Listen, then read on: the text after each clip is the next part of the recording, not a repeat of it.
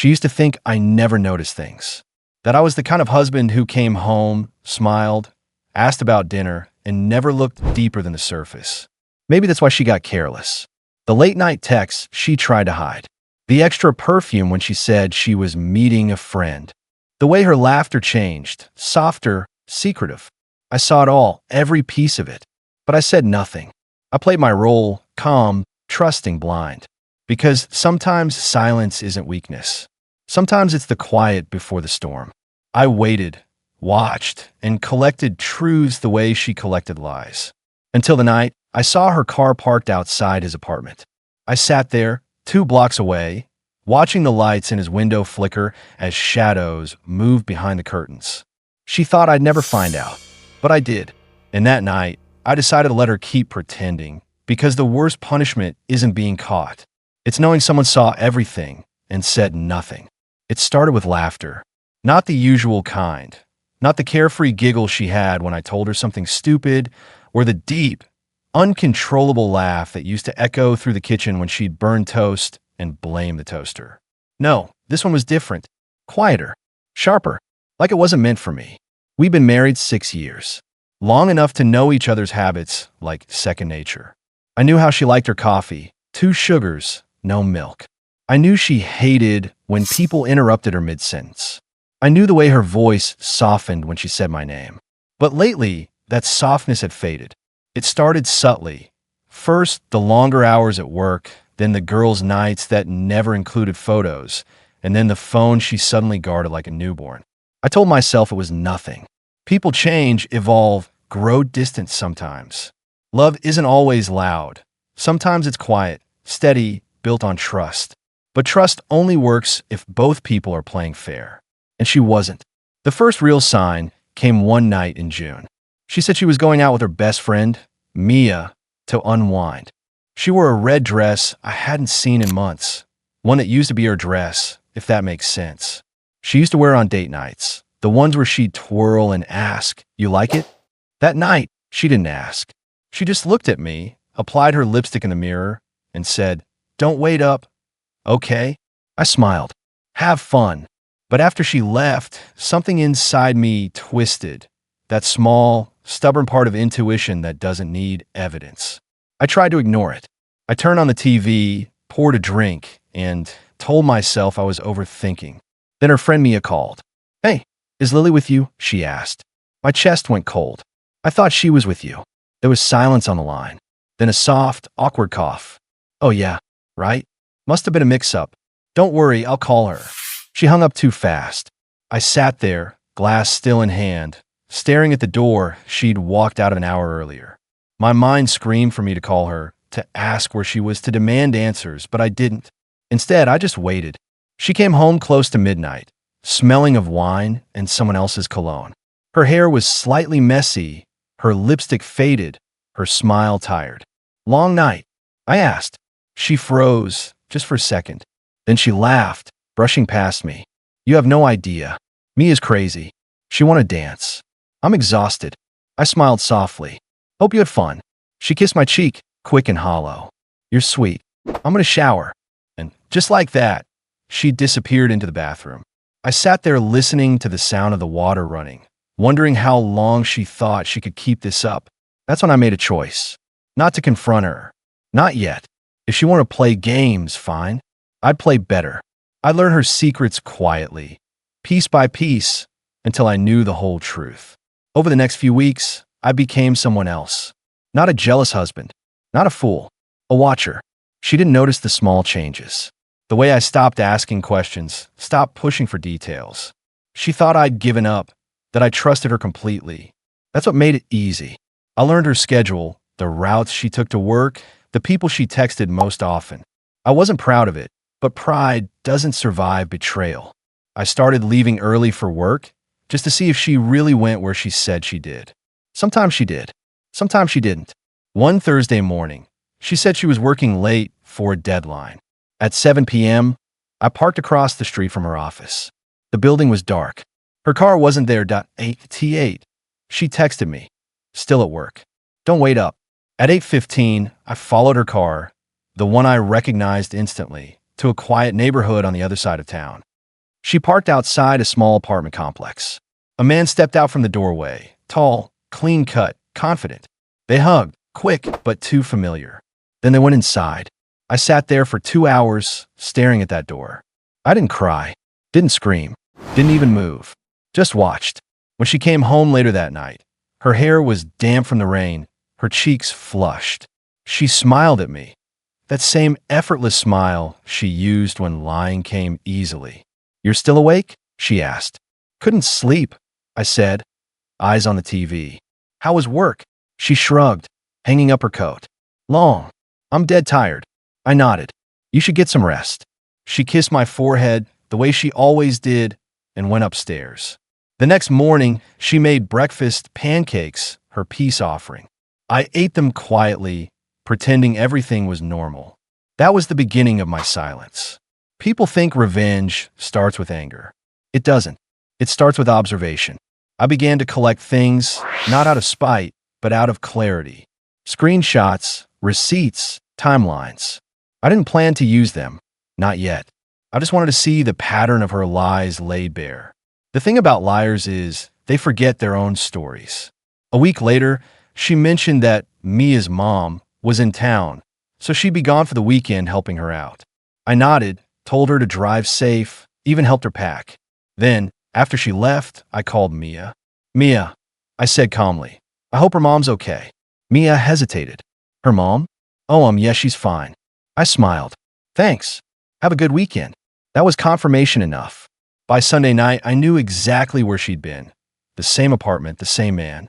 She didn't know that every lie she told tightened the rope she'd eventually hang herself with. But here's the part people don't understand. I didn't stay silent because I was weak. I stayed silent because I wanted to see her clearly. I want to know who she was when she thought no one was watching. She'd smile at me in the mornings, tell me she loved me, send me heart emojis during the day, and then spend her nights somewhere else. Each act, each word, each kiss became a piece of evidence.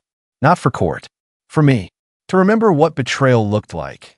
Not dramatic, not loud, just quiet and practiced. By late August, I knew everything. His name, where he worked, the dates, the lies she'd rehearsed. But I also knew something she didn't, that her silence was cracking. She'd become jittery, careful with her phone, quick to end calls. Every time I looked at her, she looked away. Guilt has a sound, you know? It's the pause before a lie. And one night, when she thought I was asleep, I heard her whisper, "He suspects something." She was right. But what she didn't realize was I didn't just suspect. I knew, and I wasn't going to expose her.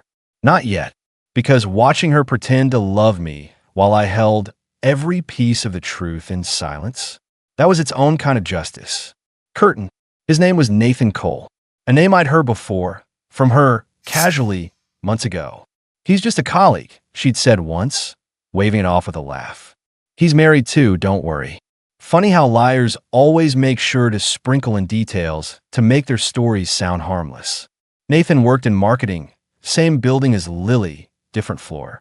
I remembered him vaguely from our office parties. Tall, confident, that type who thought charm was a personality. He'd shaken my hand, call me lucky. At the time, I thought it was a compliment. Now it felt like mockery. I spent days studying him, quietly, methodically. Not stalking, observing, watching patterns, noting details. He wasn't the kind of man who made mistakes easily. He covered his tracks well. But she didn't. Because love, or whatever they called it, makes people sloppy. One afternoon, I followed him from work. He didn't notice me. Most people don't when they think no one's looking. He drove to the same apartment complex where I'd seen her car, parked in the same spot, walked in with that easy confidence that comes from ownership, the kind that said this is ours. I sat in my car, watching from a distance. The curtains on the second floor were half drawn. I could see shapes moving, faint outlines. Laughter drifted faintly through the open window, hers. Something inside me tightened, but not from pain anymore. It was something colder, detached. I wasn't watching my wife anymore. I was watching two strangers act out a play. I already knew the ending to days turned into weeks. My silence grew heavier, sharper, but it was no longer weakness. It was preparation. I began to map everything. Dates, locations, Photos. Proof. Every lie had a timestamp. Every secret had a pattern. She said she was at yoga on Tuesdays. Nathan's car parked near the studio, same time, every week. Work trip to Chicago. He happened to be in Chicago too. Family dinner on Friday. Her messages to him spiked the next morning, full of apology and longing. I didn't confront her. I didn't need to, because while she thought I was oblivious, I was building something, a truth she couldn't talk her way out of. Then came the opportunity. Their company was hosting a joint retreat, 3 days at a resort outside the city. She'd been excited about it for weeks. Team building, she said. No spouses allowed. I smiled. Of course. But I knew. Nathan would be there too. I decided to go. Not officially, quietly. When the weekend came, she left early Friday morning, suitcase neatly packed, her perfume lingering in the air. I waited an hour, then followed. The resort was an hour away, luxury cabins, lake views, the kind of place meant for connection. I checked into a small and nearby under a different name. From there, I watched. Their company had rented out half the property.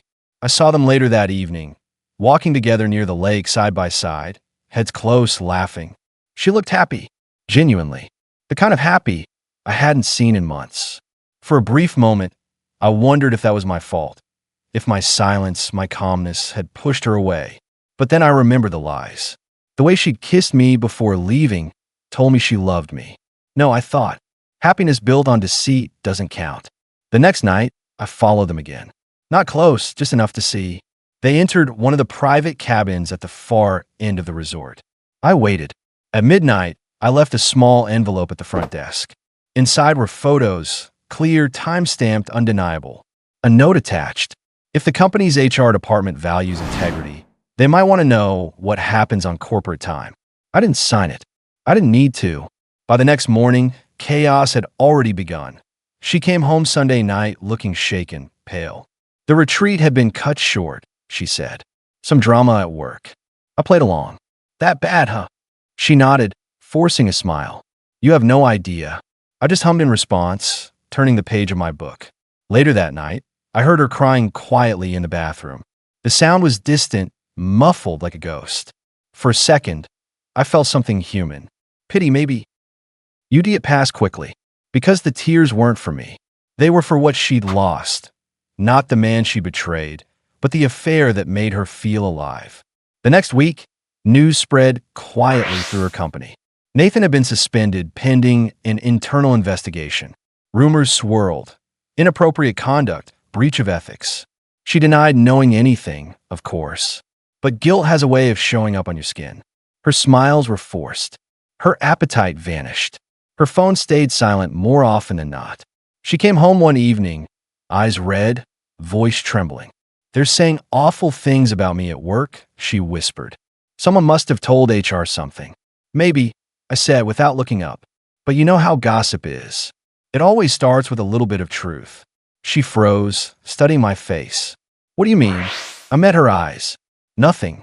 And that was the moment she started to suspect. From then on, she became the one watching me, checking my expressions, testing my patience, searching for clues. But I gave her nothing. Only calm, only silence. And it drove her insane. She tried to provoke me. Sudden affection, random arguments, confessions half-made and retracted. But I never broke character, because I wasn't interested in confrontation anymore. I wanted her to live inside the uncertainty she'd built, to wake up every morning wondering if I knew, and go to bed every night terrified that I did. That's what silence does. It eats away at people faster than rage ever could. Point one evening, she finally cracked. We were having dinner, quiet, ordinary like always. Then, out of nowhere, she said, "You've been distant lately. Is something wrong?" I looked up. No. What? She pushed her plate aside. I don't know. You've changed. Maybe we both have. Her eyes narrowed. What's that supposed to mean? I smiled faintly. You tell me. Her breath caught. Do you know something? I took a sip of water. I know everything, Lily. The color drained from her face. Everything. I set the glass down slowly. And I've known for months. She went still, frozen between fight and flight.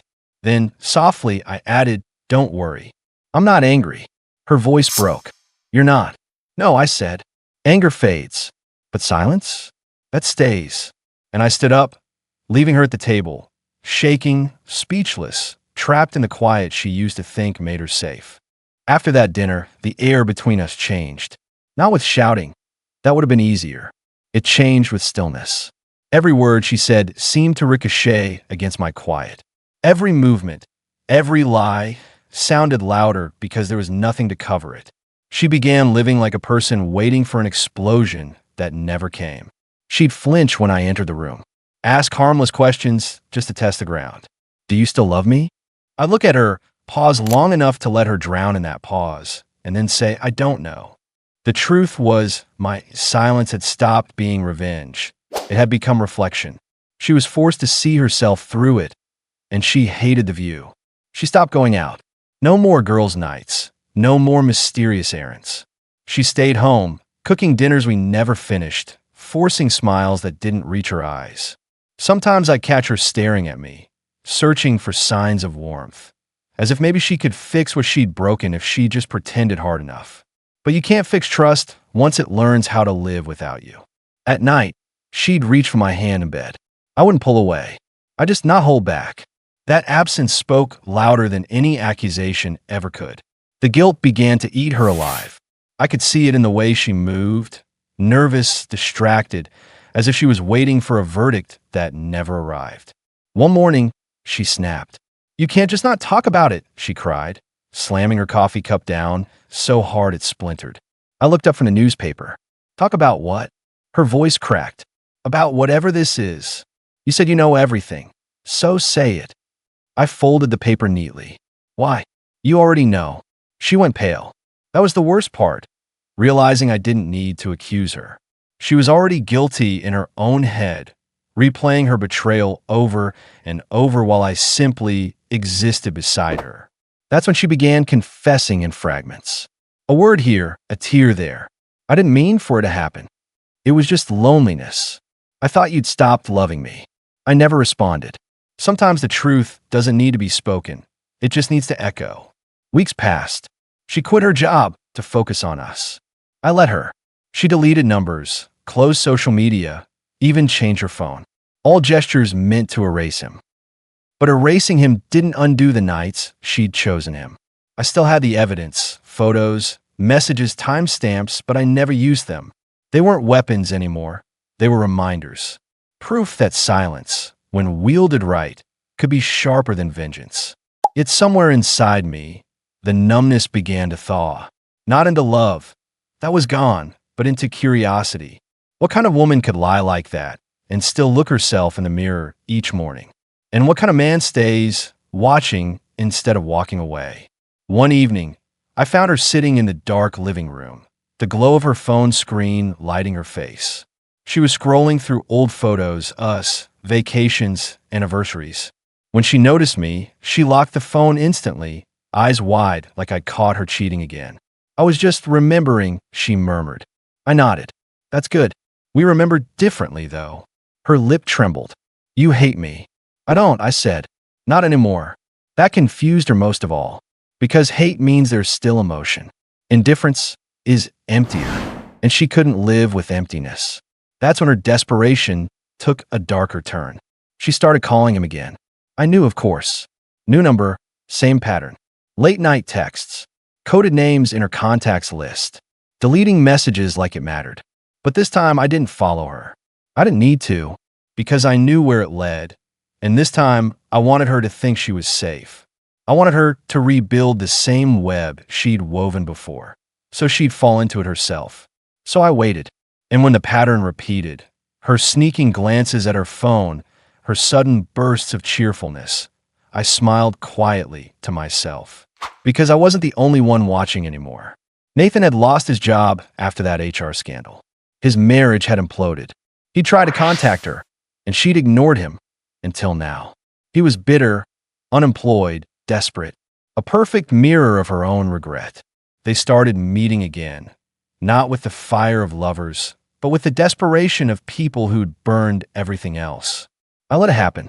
I even made it easier. Casual indifference is the best camouflage. Going shopping again? I'd ask. Have fun. She'd hesitate, waiting for suspicion, but I gave her none.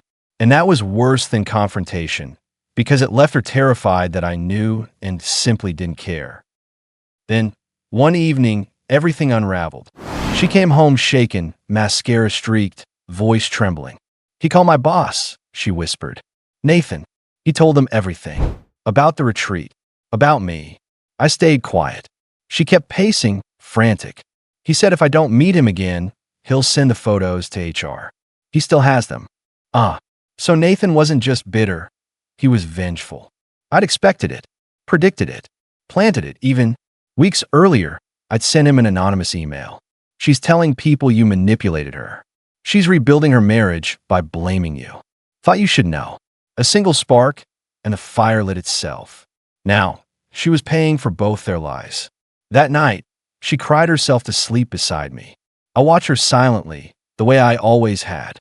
The woman who once thought she could deceive me now slept haunted by someone else's betrayal. Justice, in its purest form, doesn't always need a judge. Sometimes, it just needs patience. The next morning, she said she was leaving for a few days to clear her head.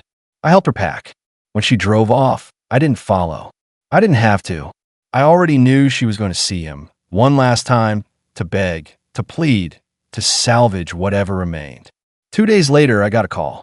Police. There'd been an accident, a collision on the highway. Her car had flipped in the rain. Nathan was in the passenger seat. They both survived, but barely. At the hospital, I stood outside her room, watching through the glass. She looked small, fragile, a shadow of the woman I'd once loved. When she saw me, her eyes filled with tears. You came, she whispered. I always do, I said quietly. She reached for my hand. I didn't take it. I messed everything up. Yes, I said. You did. But you still love me, don't you? I paused. I did. And that's enough. Her tears fell silently. I turned and left the room. I'd watched long enough. There was nothing left to see. That night, I burned every photo, every receipt, every trace of evidence I collected. Not out of forgiveness, but closure.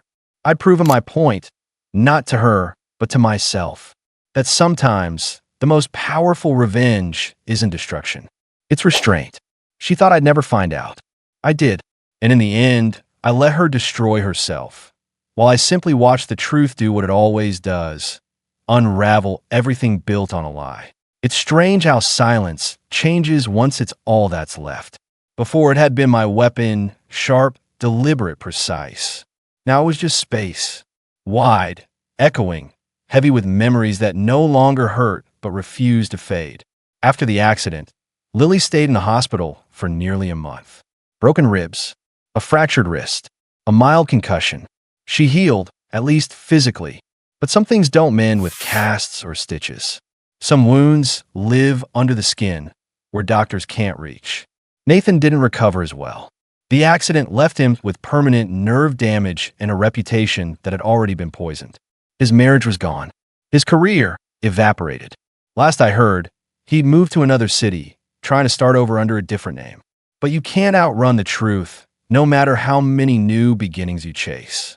The day she came home, the air in the house felt different, colder, quieter, like even the walls remembered everything that had happened. She moved through each room slowly, touching furniture like they were relics of another life. I thought you'd leave, she said finally, her voice soft, cracked. I did too, I admitted. Then why didn't you? I looked at her for a long moment before answering. Because walking away would have been too easy, and you don't learn from easy. She nodded, tears slipping down her face. For once, I didn't look away. I let her cry, let her feel every ounce of the silence she'd earned. In the weeks that followed, she tried to rebuild something between us, not love, maybe, but recognition. She cooked again, cleaned, asked about my day, laughed when she could force it. But it all felt hollow, like an echo trying to sound like a voice. One evening, she brought out an old photo album. Our honeymoon. We sat together, flipping through pictures of smiles that had meant something once. She stopped at one. The two of us on a beach in Santorini, sand between our toes, sunset behind us. You used to look at me like I was everything, she whispered. You used to be. I said, before you started hiding pieces of yourself from me. She nodded, her lip trembling. I'm not asking for forgiveness. I know, I said. You're asking for peace. Is that too much? Not if you earn it. Sometimes I wondered if she ever realized the scale of what she'd lost. Not just the marriage, but the version of herself that had been capable of truth. She had destroyed that woman long before the affair began. The betrayal wasn't a moment. It was a slow erosion. And by the time she noticed the cracks, everything beneath her feet had already fallen away. I kept my distance, still slept on my side of the bed, still ate in silence. But I didn't hate her anymore. Hate is a tether, and I'd finally cut the rope. One Sunday morning, months later, she came into the kitchen holding an envelope. Her hands were trembling. This came from the insurance company, she said. I nodded, uninterested. But she didn't move. David, she whispered. They said I was the one at fault. Nathan's suing. I raised my eyes slowly. And I can't afford a lawyer. I have nothing left. I watched her, the woman who once measured worth in status, success, and control, now standing there stripped of all three. Maybe now, I said quietly, you'll understand what it's like to lose everything you thought defined you. Her tears fell, silent, unresisted. For once, I didn't look away, because this wasn't cruelty.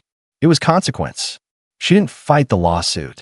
She settled quietly, sold her jewelry, moved into a small apartment downtown. We separated soon after, not with lawyers or court papers, but with mutual exhaustion. There was nothing left to divide. No love, no hatred, no illusion. The last time I saw her was 6 months later. I was sitting at a cafe, reading the paper. She walked in, thinner, older, but calm in a way she'd never been before. She saw me, hesitated, then walked over. Mind if I sit? I gestured to the chair opposite me. It's a free country. She smiled faintly at the familiar sarcasm. You look good. So do you, elite.